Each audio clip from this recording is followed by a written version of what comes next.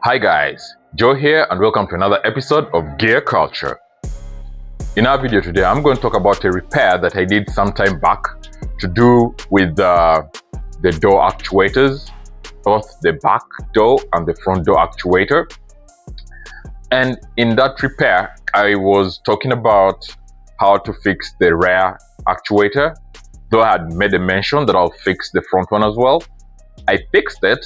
However, the challenge that I had is that I lost some footage. Actually, I thought I was recording and I wasn't recording at all.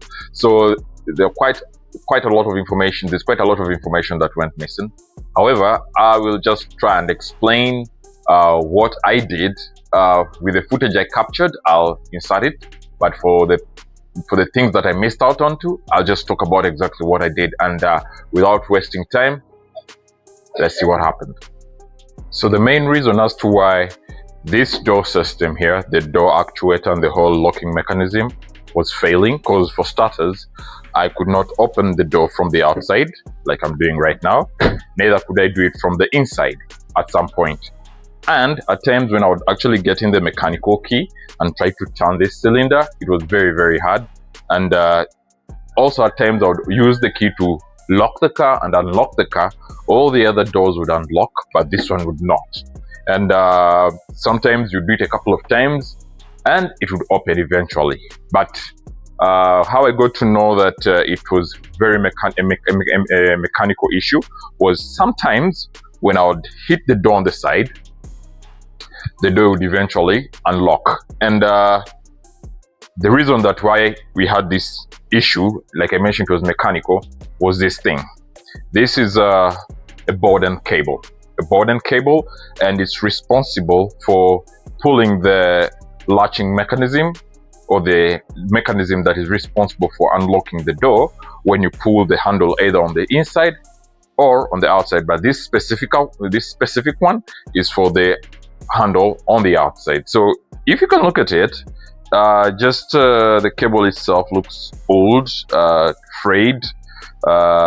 It's broken. There's supposed to be a plastic piece on this other side responsible for latching or holding into the actuator was broken. So a handy mechanic decided to super glue it in place, which wasn't the best.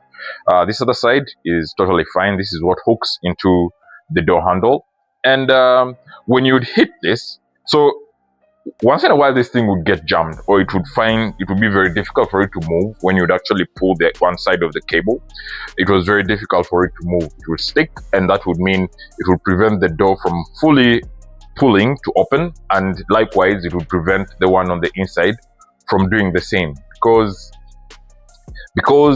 the whole latching mechanism outside on the inside, eventually at the actuator, they all pull onto the same piece of mechanism to open the door. So with this tossed, we weren't able to freely open the door. So that's the main reason as to why this cable was causing the door not to open. So chances are very high that it will. This is the main culprit. So to test it, try and hit the door a couple of times here and keep trying to open. If it does open, then you know probably it's something to do with the mechanism responsible for opening the door when you pull at the Bowden cable on either sides of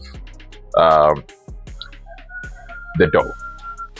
To fix up the door, obviously I had to remove the door card, and once that was off, I was able to have access to the actuator. Eventually I also removed this actuator because I needed to know exactly what was happening.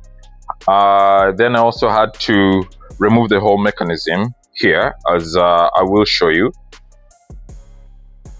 But to remove this handle, I first had to remove this grommet here that is covering the screw, or the Allen, or the hex bolt rather, that goes into this cylinder. So I had to pop that off and unscrew and remove this. With that, I was able to access this latch or handle and slide it out. Now that the trim piece is off, I'm going to use this T20 Torx to actually unscrew a nut up there, and then another one right below here, so that the door card can come off. Screws are off. I'll go ahead and pull this off. I've been pulling the door card from below, releasing the clips until when it's fully off. and we can go ahead and disconnect the wires at the back. So being a one-handed man, okay, that is off.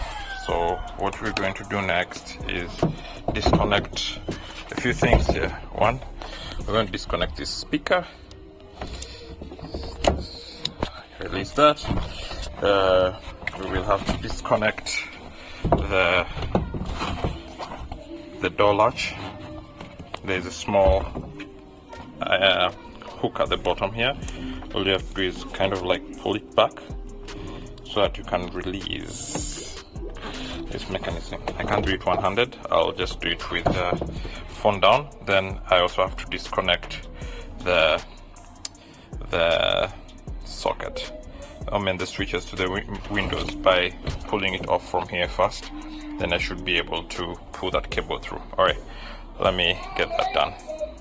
With this lifted, there's a release mechanism under here. I just have to pull this forward or backwards and it's out. Simple as that. I'll have to clean some of it's quite dirty in here. I'll have to clean this up. Alright, so with that out of the way, you can carefully remove the door lock. Oops, still hooked in here. The door card. Put it away. Yep, now we have access to this. So vapor barrier in place. Still, we'll have to pull this away. Whoever went in here before me really damaged this thing.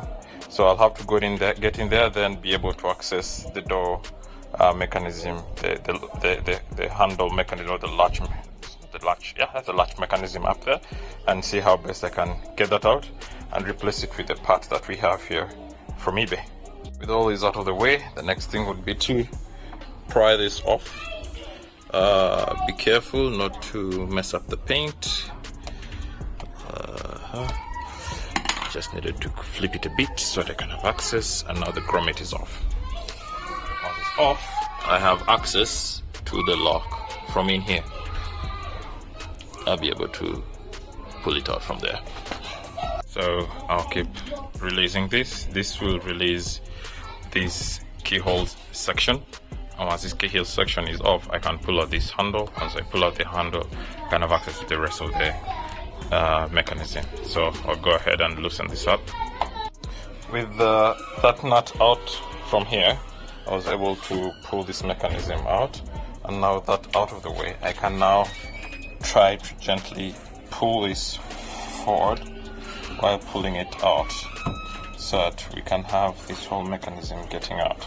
Finally moved everything from this piece to this place, applied a generous amount of grease so that this thing can have proper play.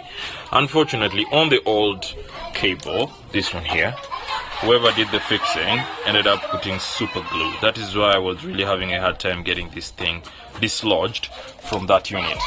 So I had to scrape off some bit of that super glue, and now I am going to put that unit back in first, then put this in after.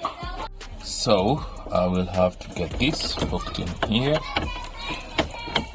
like that, and then pull this over into this slot. Just pull it enough to get in there, clipped in, and we are good to go with the door handle and latch. So now to put in the handle. Now I've connected this connector back in, connected this cable here that connects to the inner latch, the interior latch, then this for the pin that locks the locking mechanism. Now, moment of truth.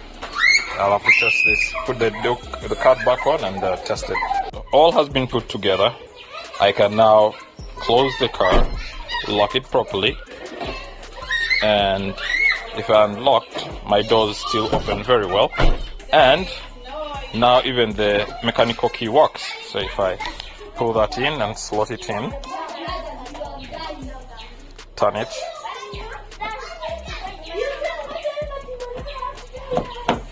keep turning this, there you go, works. Just need to add some more lubricant in here in one way or another to make this softer, but it works perfect. One of the things that actually causes this thing to fail or get spoiled is that For starters, of the two Bowden cables, it's the one that is most exposed to the elements. And when it comes to the handles of the car, this is the most abused handle, because every time you have to get into the car as a driver, you have to open this. So to make use of the car, you have to open this. So this is the handle that is abused mostly. It's the handle that gets to be handled quite a number of times. And also, when opening a door, you use way much more force opening the door from the outside as compared to the inside. So it really suffers a lot of abuse. And if at all it's to fail, either it will have the plastic piece on this other side break away, or the cable will probably fray, and if it's frayed, it will get stuck a couple of times, and all those are points of failure. Alright guys, I hope my explanation was clear enough to let you know what could be causing your door handle not to work, especially on the driver's side. Chances are very high that the Bowden cable is rotted out, either frayed, rusted, or the plastic components on it have broken away, and that should be the first point that you should check. If that's the culprit, then it's an easy fix, because it's just a matter of swapping out an older one with a new one. And with that said, I hope this video has been informative, and enjoy your day. Peace out.